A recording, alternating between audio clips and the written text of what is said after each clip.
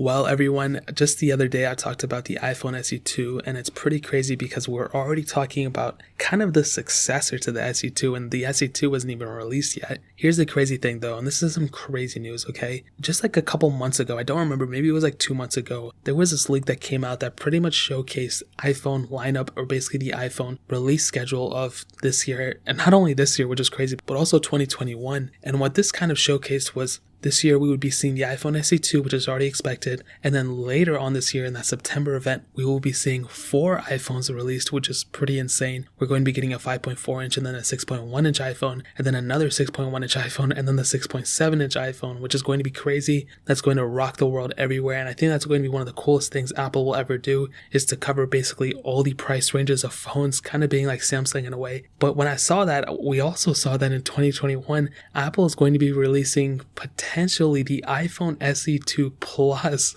which when I saw that, I was like, what the heck is going on? This is crazy. And I never even made a video about it. And we haven't really seen too much news developed from this yet either, so I figured I might as well kind of put my 2 cents out there. And this is where things kind of get crazy. Okay, first of all, we all know that the iPhone SE2 will probably end up looking like the iPhone 8. Okay, we kind of already know that. I know my renders show one thing, but it's just to reel you guys in because I know you guys love seeing them, and I spend so much time on those renders, so I have to make use of them somehow. So the iPhone SE2 will probably end up looking like the iPhone 9. Now the iPhone SE2 Plus, which will probably end up being the iPhone 9 Plus, in my opinion, will probably end up looking like the iPhone 8 Plus. So Apple is just going to be recycling these bodies over and over again, basically to kind of just milk the process. They've already had these supply chains up and running for so long, might as well keep it going. And so these are probably going to be the most budget iPhones that Apple will make as of this year and next year, I think. So the iPhone 9 will probably retail for around that $399 price tag. That iPhone 9 Plus that will come out next year, or the iPhone SE2 Plus, whatever they're going to call it,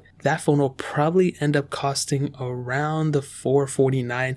I hope it doesn't go over $499. That would probably be the worst thing they could do. If it's $449, I think that's a really good price because they can still continue selling those iPhone XRs or iPhone 11s next year for $599 and then so on and so forth. So I think that's going to be a crazy thing right there. But here's the other thing. If they will release the iPhone 8 Plus or iPhone SE2 Plus next year, that means that the iPhone 8 Plus will probably still end up being sold from them even when the iPhone 9 or iPhone SE2 gets dropped. So that's probably one of the biggest things right there. That means we will see a bunch of iPhones being sold by Apple. We'll probably drop the iPhone 8. That's probably not going to be there anymore.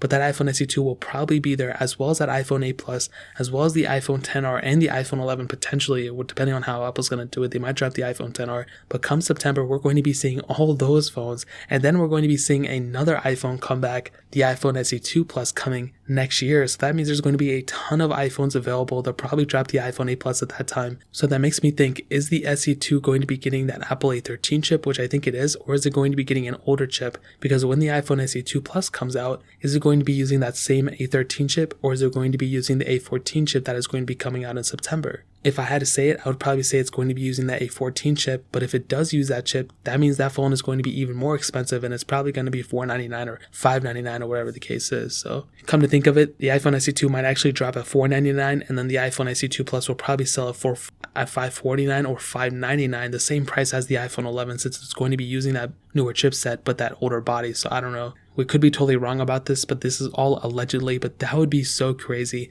if we were to get an iPhone SE2 Plus as well, which people are alleging it's going to happen. So like we've seen before, nobody's always right, but it could potentially be the case. So that is pretty much it. If you guys have any other questions or anything, leave it down in the comment section below. Hit that like button, that would mean so much, but definitely hit that subscribe button. Every single subscriber that we get really does count, so it means so much if you guys could hit that. Also check out the other links down in the description as well. My Twitter, my Instagram, my second channel, all those links are linked down below. I'd really appreciate it if you guys could check it out. But more importantly, everything else, I love every single one of you guys. Hopefully I'll catch you guys in the next video. Peace out till then.